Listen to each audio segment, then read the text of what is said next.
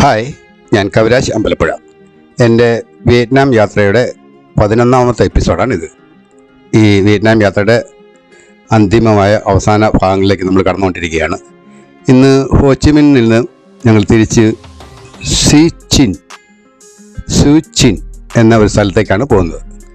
രാവിലെ ഇന്നലെ വന്ന് ഇവിടെ ഞങ്ങൾ താമസിച്ചിരുന്നത് ഹോച്ചിമിനിലുള്ള ഈ സെൻട്രൽ പാലസ് എന്ന ഹോട്ടലിലായിരുന്നു ഞങ്ങൾ താമസിച്ചിരുന്നത്. രാവിലെ ഇവിടുന്ന് 7:30 പുറപ്പെടണമെന്ന നിർദ്ദേശം ഞങ്ങൾക്ക് ഉണ്ടായിരുന്നു. 7:30 നിർദ്ദേശിച്ചെങ്കിലും 7 മണിക്ക് തന്നെ ഞാനും മറ്റു ചില ആൾക്കാരും വെളിയിൽ വന്നു, ചില യാത്രക്കാർ വെളിയിൽ വന്നു. ഇനി അരമണിക്കൂർ വേണം ഞങ്ങളുടെ ട്രാൻസ്പോർട്ട് എത്തി ഞങ്ങളെ പിക്കപ്പ് ചെയ്തുകൊണ്ട് പോകാൻ വേണ്ടി. ഇതിനുള്ളിൽ നമ്മുടെ ഹോട്ടലിനെ ചുറ്റുപാടും ഒന്ന് ശ്രദ്ധിക്കാനും ഇവിടുത്തെ മറ്റു കാര്യങ്ങളും പ്രാദേശികമായിട്ടുള്ള കാര്യങ്ങൾ എന്തെങ്കിലും മനസ്സിലാക്കാൻ പറ്റുമെങ്കിൽ അതും കൂടി മനസ്സിലാക്കാൻ വേണ്ടി ഞങ്ങൾ വെളിയിലേക്ക് ഹോട്ടലിന് ചുറ്റുമുള്ള ദൂരേങ്ങും പോയില്ല, ഹോട്ടലിന് ചുറ്റുമുള്ള ഭാഗങ്ങളിലേക്ക് ഒന്ന് കറങ്ങി നോക്കി. അവിടെ വിചിത്രമായ പല ഭാഗങ്ങളും പല സംഭവങ്ങളും പല കാര്യങ്ങളും ഞങ്ങൾക്ക് കാണാനും കണ്ടുപിടിക്കാനും സാധിച്ചു. ഗ്രാമീണരുടെ ജീവിത രീതിയാണ് കുറച്ചൊക്കെ ഞങ്ങൾക്ക് പിടികിട്ടിയത്. 4-5 പേരുമായിട്ടോ അല്ലെങ്കിൽ 6-7 ചെറിയ ചെറിയ കടകളുമായിട്ടോ ഞങ്ങൾക്ക് ബന്ധപ്പെടാൻ സാധിച്ചു. ഇവരൊക്കെ എന്ന് പറഞ്ഞാൽ ഈ ചെറിയ കച്ചവടക്കാർ, അതായത് വിദേശത്ത് നിന്ന് വരുന്ന ടൂറിസ്റ്റുകൾ താമസിക്കുന്ന വലിയ 5 സ്റ്റാർ ഹോട്ടലിൻ്റെ മുൻവശത്ത് ഇവർ മിക്കവാറും ദിവസങ്ങളിലൊക്കെ എത്തുന്നത് ഈ ടൂറിസ്റ്റുകൾക്ക് വരാനും അവർക്ക് ചില സാധനങ്ങൾക്ക് വിൽപ്പന നടത്തി അതിനുള്ള വരുമാനം ഉണ്ടാക്കുവാനും മറ്റുമായിട്ടാണ് അവരൊക്കെ വരുന്നത്, ആ ബിസിനസ്സുകാർ വരുന്നത്. അതിനോടൊപ്പം തന്നെ മറ്റു ചില്ലറ കച്ചവടക്കാരും ഉണ്ട്. കച്ചവടക്കാരെന്ന് പറഞ്ഞാൽ അങ്ങനെ ഈ ബ്രേക്ക്ഫാസ്റ്റൊക്കെ കൊടുക്കാൻ വേണ്ടി അവിടങ്ങളിൽ തന്നെ ഫാക്ടറിയിലുള്ള ഈ ഗൈഡിനും അല്ലെങ്കിൽ വാച്ച്മാനും ഒക്കെ ആഹാര പദാർത്ഥങ്ങൾ കൃത്യസമയത്ത് എല്ലാ ദിവസവും ഷെഡ്യൂൾ അനുസരിച്ച് ഇവർക്ക് കൊണ്ടുവന്ന് കൊടുക്കുന്നുണ്ട്. അതിലൊന്നാണ് ഇത് കണ്ടപ്പോൾ എനിക്ക് അല്പം ശ്രദ്ധയോടുകൂടി ഇതെല്ലാം ഒന്ന് വീക്ഷിക്കണമെന്നും ഒന്ന് റെക്കോർഡ് ചെയ്യണമെന്നും തോന്നി. ഈ 2 വീലറിൽ അവർ സജ്ജീകരിച്ചിരിക്കാത്ത സാധനങ്ങൾ എന്തൊക്കെയാണെന്നോ ആവശ്യപ്പെട്ടു പോകും. നമ്മൾ ഒരു ബ്രേക്ക്ഫാസ്റ്റിന് വേണ്ടുന്ന എല്ലാ കാര്യങ്ങളും ഇവിടെയുണ്ട്. ബ്രെഡും ജാമും അതിനോടനുബന്ധപ്പെട്ട എല്ലാ കാര്യങ്ങൾക്കും ഈ 2 വീലറിൽ തന്നെ ഉണ്ട്. ഓൺ ദ സ്പോട്ടിലാണ് എല്ലാം തയ്യാറാക്കി അവർ കൊടുക്കുന്നത്. മറ്റൊരു സവിശേഷതയായിട്ട് തോന്നിയത് ഇതിനകത്ത് ഓംലെറ്റ് വരെ ഉണ്ടാക്കി കൊടുക്കാനുള്ള എല്ലാ കാര്യങ്ങളും ഇതിനകത്തുണ്ട്. ബ്രെഡ്, ജാമ്, ബ്രെഡ്, ഓംപ്ലേറ്റ് ഇങ്ങനെയുള്ള സാധാരണപ്പെട്ട ആഹാര പദാർത്ഥങ്ങൾ രാവിലത്തെ പ്രഭാത ഭക്ഷണമൊക്കെ ശരിയാക്കി ഇത് കൊടുക്കുന്നത്. എല്ലാം ചൂടോടുകൂടിയാണ് കൊടുക്കുന്നത്. ചൂടോടുകൂടി കൊടുക്കുന്നതെന്ന് ഞാൻ പറഞ്ഞതിൻ്റെ അർത്ഥം ഇവരുടെ ഈ വാഹനത്തിൻ്റെ ബാക്ക് സൈഡിലായിട്ട് ഒരു സ്റ്റൗ ഉണ്ട്, പാനുണ്ട്, ഫ്രൈ പാനുണ്ട്, പിന്നെ ഗ്യാസിൻ്റെ ഉണ്ട്. അതുപയോഗിച്ച് അവരെല്ലാം സമയാസമയം അവർക്ക് ആവശ്യമുള്ള രീതിയിലുള്ള സാധനങ്ങൾ ശരിയാക്കി കൊടുക്കുന്നുണ്ടായിരുന്നു. എൻ്റെ ശ്രദ്ധ വളരെ ഇങ്ങോട്ടായിപ്പോൾ ഞാൻ ഇവരെ തന്നെ ശ്രദ്ധിച്ചുകൊണ്ടും അത് റെക്കോർഡ് ചെയ്തുകൊണ്ടിരുന്നു. ജീവിക്കാൻ പെടുന്ന പാടുകൾ, ജീവിതത്തിൻ്റെ എല്ലാ 4 മൂലയും കൂട്ടിച്ചേർക്കാൻ വേണ്ടി ഓരോരുത്തർ കഷ്ടപ്പെടുന്ന രീതികൾ, ഇതൊക്കെയാണ് എനിക്ക് പെട്ടെന്ന് എൻ്റെ മനസ്സിൽ ഓർമ്മ വന്നത്. ഇതാ കണ്ടോ, അതിൻ്റെ ബാക്ക് സൈഡിലുള്ള കാരിയറിൽ സ്റ്റൗ ഉണ്ട്, ഫ്രൈ പാനുണ്ട്, മുട്ട ഓംലെറ്റ് ചെയ്തുകൊണ്ടിരിക്കുകയാണത്.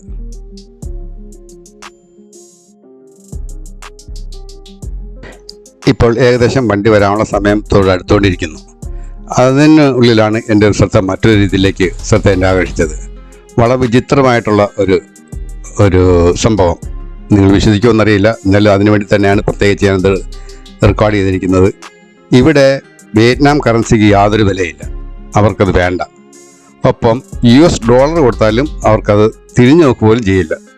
അതിന് ഒരുപക്ഷെ കാരണങ്ങളുണ്ടായിരിക്കാം.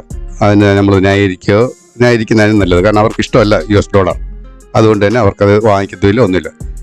പ്രധാനപ്പെട്ട സംഭവം ഇന്ത്യൻ കറൻസി. ഇവരുടെ കൊണ്ടുവന്നിരിക്കുന്ന എല്ലാ സാമഗ്രികളും വിൽപ്പന നടത്തുന്നത് ഇന്ത്യൻ കറൻസിയിലാണ്. ഇന്ത്യൻ കറൻസി മാത്രമേ അവർ സ്വീകരിക്കുന്നതുള്ളൂ. അതാണ് അവരുടെ ഒരു പ്രത്യേകതയായിട്ട് എനിക്ക് തോന്നിയത്. ഇത് കണ്ടപ്പോൾ എനിക്ക് ആത്മാഭിമാനം തോന്നി. നമ്മുടെ ഇന്ത്യൻ കറൻസിക്ക് ഇത്ര വിലയോ ഇവിടെ, എവിടുന്നൊക്കെ കിട്ടിയ ഒരു അഭിമാനമായിട്ട് എനിക്ക് തോന്നി ഈ ഇന്ത്യൻ കറൻസിയിൽ ഇവർ വ്യാപാരം നടത്തുന്നത് കേട്ടപ്പോൾ. ചില്ലറ സാധനങ്ങളൊക്കെ അവർ കൊണ്ടുവന്നിട്ടുണ്ട്. പല രീതിയിലുള്ള പല സാധനങ്ങൾ ടൂറിസ്റ്റുകൾക്ക് ആവശ്യമായിട്ടുള്ള മിക്കവാറും ചെറിയ സാധനങ്ങളെല്ലാം കൊണ്ടുവന്നിട്ടുണ്ട് അവർ.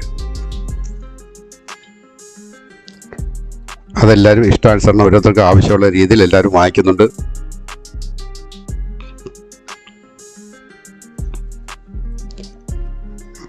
പലരും വിയറ്റ്നാം കറൻസി കൊടുക്കാൻ ശ്രമിച്ചുവെങ്കിലും അവർ വളരെ പുച്ഛത്തോടുകൂടിയാണ് അങ്ങനെ വേണേൽ പറയാം, അങ്ങനെയാണ് അവർ നിരസ്കരിക്കുന്നത്. ഇന്ത്യൻ കറൻസി ഉണ്ടെങ്കിൽ വളരെ സന്തോഷം. എല്ലാത്തിനും കണക്കും അവർക്കറിയാം. വിയറ്റ്നാം കറൻസി ഇന്ത്യൻ രൂപ 1 രൂപ കൊടുത്താൽ 330 ആണ് ഇന്ത്യൻ രൂപ 1 കൊടുത്താൽ 330 വിയറ്റ്നാമിൻ്റെ കറൻസിയായിട്ട് കിട്ടും. തകൃതിയായിട്ട് എല്ലാവരും പല സാധനങ്ങളും വാങ്ങിക്കുന്നുണ്ട്. ലേഡീസിന് ആവശ്യപ്പെട്ട ഒരുപാട് സാധനങ്ങൾ ഇതിനകത്തുണ്ട്. Hand bag, side bag, purse, അങ്ങനെ പല ഐറ്റംസുകളുണ്ട്. മിക്കവാറും എല്ലാവരും എന്തെങ്കിലുമൊക്കെ വാങ്ങിക്കുന്നുണ്ട്. കാരണം വിലക്കുറവായിട്ടാണ് എല്ലാവർക്കും അനുഭവപ്പെടുന്നത്. ഇവിടെ നമ്മുടെ ഇന്ത്യൻ കറൻസിയും ഇന്ത്യയിലെ സാധനങ്ങളുടെ വിലയായിട്ട് നോക്കുമ്പോൾ താരതമ്യപ്പെടുത്തി നോക്കുമ്പോൾ ഇത് വളരെ വിലക്കുറവായിട്ടാണ് എല്ലാവർക്കും അനുഭവപ്പെടുന്നത്. അത് കാരണം മിക്കവാറും എല്ലാവർക്കും നല്ല താല്പര്യമായിരുന്നു ഇത് വാങ്ങിക്കാൻ വേണ്ടി.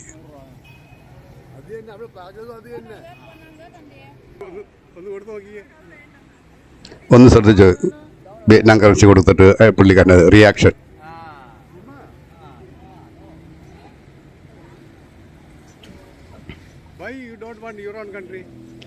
അദ്ദേഹം പറയുന്നത് ഇതൊരു സുവീനറായിട്ട് സൂക്ഷിക്കാം നിങ്ങൾക്ക്, അതാണ് നല്ലതെന്ന് അദ്ദേഹം പറയുന്നത്. ഞാനിത് ഓൺ ദ സ്പോട്ടിൽ ലൈവായിട്ടുള്ള സൗണ്ട് പിടിച്ചിട്ടുണ്ടായിരുന്നു. പക്ഷേ സൗണ്ട് ക്ലിയർ അല്ല, എന്ത് സംഭവിച്ചെന്ന് അറിയത്തില്ല. ആ സൗണ്ടിന് ക്ലിയർ അല്ലാത്തതുകൊണ്ട് മാത്രമാണ് ഞാനത് ഉപയോഗിച്ചിട്ട് എൻ്റെ സൗണ്ട് ഇവിടെ ഇടുന്നത്.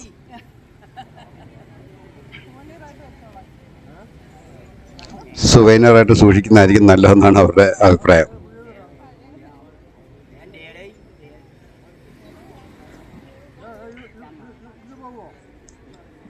ഞങ്ങൾക്ക് ഇവിടുന്ന് ഉടനെ കണ്ടോ പുള്ളിക്കാരൻ്റെ മനോഭാവം കണ്ടോ? ഞങ്ങൾക്ക് ഇവിടുന്ന് ഉടനെ തന്നെ പുറപ്പെടേണ്ടതുണ്ട്. ഒരു 75 കിലോമീറ്റർ പോയെങ്കിൽ മാത്രമേ ഞങ്ങൾ ഇന്നത്തെ ലക്ഷ്യസ്ഥാനത്ത് എത്തുകയുള്ളൂ. ഞങ്ങൾ അവിടുന്ന് യാത്ര പുറപ്പെട്ടു. ഹോട്ടലിൽ നിന്ന് ഞങ്ങൾ യാത്ര പുറപ്പെട്ടു.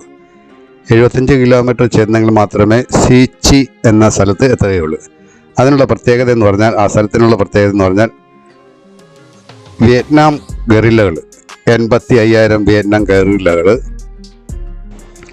270 ചതുരശ്ര കിലോമീറ്റർ വിസ്തീർണമുള്ള സൂച്ചി എന്ന പ്രദേശത്ത് 127 കിലോമീറ്റർ ദൂരത്തിലുള്ള തുരങ്കം ഉണ്ടാക്കി. അതിൽ എല്ലാ ഫെസിലിറ്റിയോടും കൂടിയാണ് തുരങ്കം ഉണ്ടാക്കിയിരിക്കുന്നത്. വർക്ക്ഷോപ്പ് വരെ അതിനകത്തുണ്ട്. ഈ 85,000 സോൾജേഴ്സിനും താമസിക്കുന്ന രീതിയിലുള്ള എല്ലാ സജ്ജീകരണങ്ങളും ആ തുരങ്കത്തിലുണ്ട്. ആ തുരങ്കത്തിലെ ആ ഭാഗത്തേക്ക്, ഞാൻ നേരത്തെ പറഞ്ഞ 270 കിലോമീറ്റർ ചതുരശ്ര വീതിയിലുള്ള ഈ പ്രദേശത്ത് ഒരാൾ എത്തിപ്പെട്ടാൽ, അതായത് ഒരു അമേരിക്കൻ പട്ടാളക്കാരൻ എത്തിപ്പെട്ടാൽ അദ്ദേഹം തിരിച്ചു പോകത്തില്ല. അതേ രീതിയിലുള്ള ക്രമീകരണങ്ങൾ ആണ് അവരവിടെ ഉണ്ടാക്കി വെച്ചിരിക്കുന്നത്. ട്രാക്ക് എന്ന് നമുക്ക് പറയാം, ചതിക്കുഴി എന്ന് വേണമെങ്കിലും പറയുന്നതിൽ തെറ്റില്ല. അങ്ങനെയുള്ള ഭാഗങ്ങൾ ചതിക്കുഴി, അത് ട്രാപ്പ് ചെയ്യാനുള്ള രീതിയിലുള്ള പല സാമഗ്രികളും പല തന്ത്രങ്ങളും അവരോട് ആവിഷ്കരിച്ച് വെച്ചിട്ടുണ്ട്. ആ പട്ടാളക്കാരെ അവർ തോക്കുകൊണ്ടല്ലായിരുന്നു കൂടുതലും എതിർത്തിരുന്നതും അവരുമായിട്ട് മല്ലിട്ടുകൊണ്ടിരുന്നതും. അവർ തന്ത്രങ്ങൾ വഴിയായിരുന്നു. ആ തന്ത്രങ്ങൾ വഴി ചിത്രീകരിച്ചിരിക്കുന്ന, അതായത് ഇന്നും വിസിറ്റേഴ്സിന് വേണ്ടി കാണിക്കാൻ വേണ്ടി തയ്യാറാക്കി വെച്ചിട്ടുള്ളത് അവിടെ. അത് കാണാനും കൂടിയാണ് നമ്മളിന്ന് പോകുന്നത്. ഈ പോകുന്ന വഴിക്ക് തന്നെ ഇടയ്ക്ക് നമുക്കൊരു ബ്രേക്ക് ഉണ്ട്, ഒരു ടീ ബ്രേക്കോ മറ്റോ ഉണ്ട്. അപ്പം അവിടെ ഒരു കരകൗശലശാല നമ്മൾ ഒരു 15-20 മിനിറ്റ് നേരം ചിലവഴിക്കുന്നുണ്ട്. അതിന് ശേഷമായിരിക്കും നമ്മൾ ആ ഭാഗത്തേക്ക് പോകുന്നത്. 1.5 മണിക്കൂർ വേണം. നമ്മൾ പുറപ്പെട്ട സ്ഥലത്ത് നിന്ന് 1.5 മണിക്കൂർ കൊണ്ട് മാത്രമേ നമ്മൾ ലക്ഷ്യസ്ഥാനത്ത് എത്തുകയുള്ളൂ. 75 കിലോമീറ്ററാണ് അതിൻ്റെ ദൂരവും. ഞങ്ങൾ ഇങ്ങനെ പോയിക്കൊണ്ടിരിക്കുന്നു. എനിക്ക് ഏറ്റവും പ്രിയപ്പെട്ടതായിട്ടുള്ള ഗ്രാമപ്രദേശങ്ങളാണ് ഞാൻ കൂടുതലും ഇങ്ങനെ റെക്കോർഡ് ചെയ്ത് നിങ്ങളുടെ മുമ്പിൽ എത്തിക്കുന്നത്. നമ്മുടെ കേരളവുമായിട്ട് താരതമ്യപ്പെടുത്താവുന്ന കാലാവസ്ഥ, ഭൂപ്രകൃതി ഒക്കെയാണ് ഇവിടെ.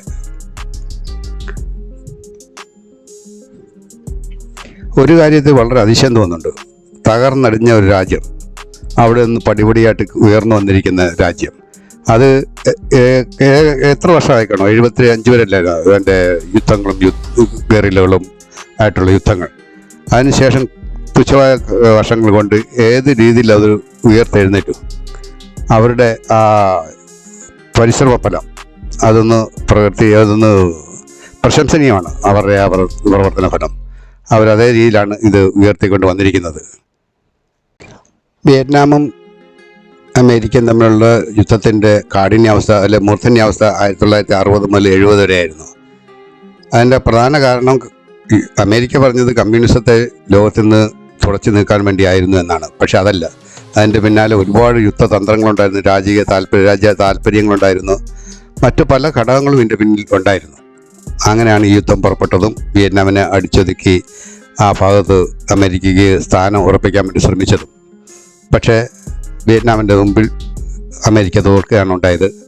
ലോകം മുഴുവൻ അന്ന് വിയറ്റ്നാമിനെ സപ്പോർട്ട് ചെയ്യുന്നുണ്ടായിരുന്നു. അതുകൊണ്ട് കൂടിയായിരുന്നു ഒരു വിജയം ഉണ്ടായത്. ഇതിനെ ചിത്രീകരിക്കുന്ന, ഇതിന് പ്രൂഫ് തരുന്നതായിട്ടുള്ള മേഖലയാണ് നമ്മളിപ്പോൾ ഇന്ന് കാണാൻ പോകുന്ന സൂചി ടണൽ.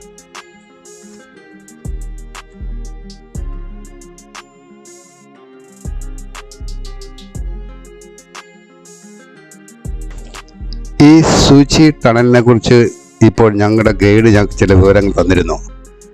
അദ്ദേഹത്തിൻ്റെ ഭാഷയിൽ അത് വളരെ ഭയാനകമായിട്ടുള്ള ചില രംഗങ്ങളാണ് അദ്ദേഹം വിശദീകരിച്ചത്. മനുഷ്യനെ ട്രാപ്പിലാക്കാൻ വേണ്ടി. അടുത്ത എപ്പിസോഡിൽ വരുന്നവരെ എല്ലാവർക്കും നല്ലത് വരട്ടെ. നന്മ.